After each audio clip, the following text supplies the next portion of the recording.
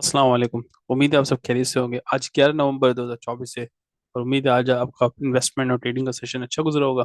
आज भी मार्केट की देख बात की जाए, मार्केट पॉजिटिव क्लोज हुई। एक सर्टेन पॉइंट पे थोड़ा सा हाई साइड पे गई, फिर एट द एंड हम देखे 356 पॉइंट पॉजिटिव क्लोज हुई।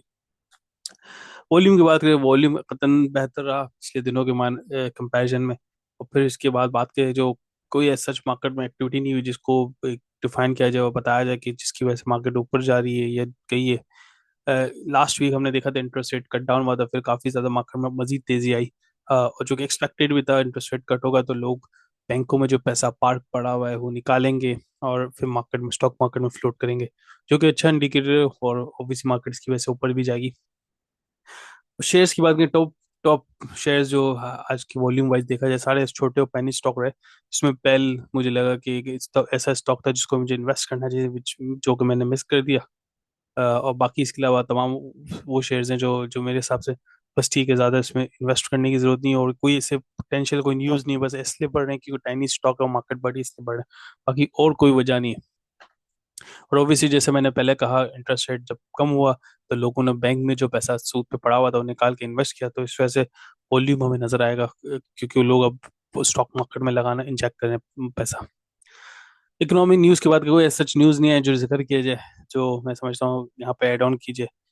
एक चीज जो कि आज के दिन के रेलिवेंट, आईएमएफ की डेलीगेशन पाकिस्तान में आ चुका है और वो मंगल से, मतलब कल से ऑनवर्ड पाकिस्तान लोन के हवाले से बात करेंगे, पाकिस्तान को मजीद लोन के हवाले से बात करेंगे। इसका कोई इम्पैक्ट नहीं पड़ेगा फिलहाल।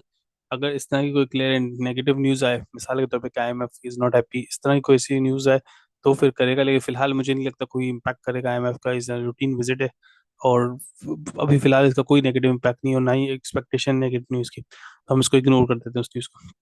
इसके अलावा हम तीन चार चीजें, तीन तीन स्टॉक ऐसे हैं जो मैं समझता हूँ हमें, ऑब्वियसली सब लोग बोलते हैं शॉर्ट, आप लॉन्ग टर्म की बात करते हो, शॉर्ट टर्म की बताओ कोई ऐसे स्टॉक कि लॉन्ग टर्म में इतना वेट करना पड़ता है। सबसे पहली और बेसिक बात ये, वेट और पेशेंस इज की इन इन्वेस्टिंग स्टॉक मार्केट। अगर आप पेशेंस नहीं है तो आप कमा नहीं सकते, लेकिन एट द सेम टाइम अगर फिर भी शॉर्ट टर्म में आपको है कि भाई शॉर्ट टर्म में कोई ऐसे स्टॉक बताओ जो पोटेंशियल है, बड़े नहीं है, बढ़ने वाले हैं, तो मैं, मुझे लगता है कुछ ऐसे स्टॉक मुझे पता है स्ट्रॉन्ग भी, अच्छे भी हैं और शॉर्ट टर्म में भी आप इसमें कमा सकते हैं। लॉन्ग टर्म में आई वुड नॉट सजेस्ट, क्योंकि जिस तरह के सेक्टर्स में स्टॉक हैं, तो मैं समझता हूँ लॉन्ग टर्म में रिस्की अप्रोच हो सकती है, तो शॉर्ट टर्म में आई कैन सजेस्ट। सबसे पहला स्टॉक एवेंसियन, एवेंसियन, जिस तरह भी आप प्रोनाउंस करें, तो ये मुझे लगता है बड़ा पोटेंशियल स्टॉक है। आई थिंक ये इसका इनिशियल टारगेट 55 तक इजीली जा सकता है, नॉट डिफिकल्ट। अगर हम पिछले 6 महीनों में देखें, कंपनी अच्छी है, आईआईटी बेस्ड कंपनी है, आईटी सर्विस प्रोवाइड करती है। सऊदी मिडल ईस्ट से इसका ज़्यादातर रेवेन्यू, उसके कॉन्ट्रैक्ट्स मिडल ईस्ट में, जिसकी वजह से डॉलर में इनफ्लो होता है इसका, तो एज अ कंपनी मुझे अच्छी लगी। और I I can see in short short term, like in a month time, हम इसको 55 56 इजीली मीट कर सकता है। बाकी इसमें मेरी खुद डिटेल वीडियो बनाई थी। मैं समझता हूँ उसको लॉन्ग टर्म में जिसने रखना है, काफ़ी लॉन्ग टर्म रखें, क्योंकि there are lot of things जो कि इस कंपनी में होनी है, तो उसके लिए रखें। अगर एक साल में इतना ज़्यादा इम्पैक्ट नहीं पड़ेगा, लेकिन शॉर्ट टर्म में ये आप इसमें कमा सकते हैं, 2 से 3 रुपए का मार्जिन रहता है। दूसरा शॉर्ट टर्म का stock Faysal bank limited. Faysal bank आज basically post dividend, ex dividend की वजह से वैल्यू नीचे गई, इंक्रीज की, प्लस लास्ट वीक इसकी वैल्यू इसलिए नीचे गिरी थी, इंटरेस्ट रेट कम हुआ था जो कि तमाम बैंकिंग सेक्टर पे इम्पैक्ट पड़ा था।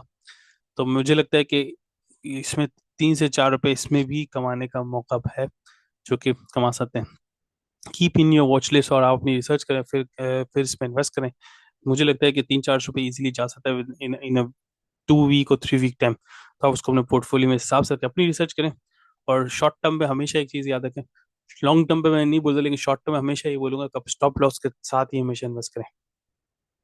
थर्ड एंड की स्टॉक, ये basically stock refining, short term वाला लोग बोलते हैं कि लॉन्ग टर्म वाला स्टॉक है, लेकिन मैं फिलहाल शॉर्ट टर्म अपॉर्चुनिटी को आइडेंटिफाई कर रहा हूँ। मुझे लगता है कि आज रिफाइनरी तमाम नीचे रही, तो ऑब्वियस कोई ऐसे स्पेसिफिक रीजन नहीं है, ना ही कोई रिफाइनरी की न्यूज़ है, ना ही कोई पोस्ट डिविडेंड एक्टिविटी है, ना ही कोई और स्पेसिफिक न्यूज़ या पॉलिसी आने वाली, बट आज रिफाइनरी नेगेटिव रही, तो मैं समझता हूँ ये बाउंस बैक करेगी बड़ी इमीडिएटली और क्विकली। आई कैन सी कि आज ये 520 से नीचे आई, मुझे ऐसा लगता है कि 500 तक इजीली वापस रिबाउंड कर जाएगी, तो उसको आप अपनी वॉच लिस्ट में रखें और मौका मिले तो थोड़ा बाय करें, और टारगेट के 500 तक जानी चाहिए। बड़ा शेयर है, I think just carefully stop loss के साथ।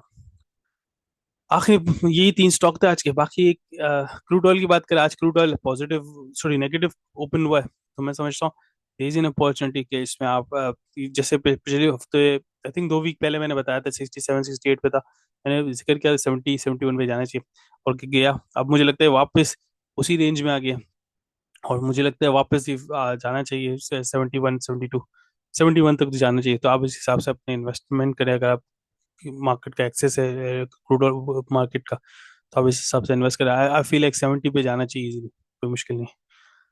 आई थिंक दैट्स इट, यही मेरा व्यू था। बाकी स्टॉक मार्केट स्टिल बहुत हाई लेवल्स पे। मैं बार बार रिपीट इसलिए करता हूँ कि हम सिर्फ ये पैसा देख के लगा रहे हैं कि मार्केट ऊपर जा रही है, हमारा पैसा नहीं आगे बढ़ा। तो इस वजह से ना लगाएं कि मार्केट ऊपर जा रही है। आप अपने स्ट्रॉन्ग शेयर्स पे टारगेट करें, और कुछ कुछ शॉर्ट टर्म अपॉर्चुनिटी मिलती है उस पर आप पूरा पैसा ना लगा, बड़ा लिमिटेड एक्सपोजर रखें। और इस तरह एक्सपोजर रखें कि, और अज्यूम करें कि अब लॉस भी हो जाए तो आपको कोई फर्क नहीं पड़ेगा। तो इस हिसाब से शॉर्ट टर्म में बाइंग या सेल करें। दैट्स इट, ये मेरा व्यू था। कोई स्पेसिफिक स्क्रिप्ट के बारे में कुछ सवाल हो तो लाजमी बताएं, इंशाल्लाह मैं कवर करूंगा। एक सेपरेट वीडियो बना लूंगा उस script. That's it, thank you so much, जज़ाकल्लाह, अस्सलाम वालेकुम।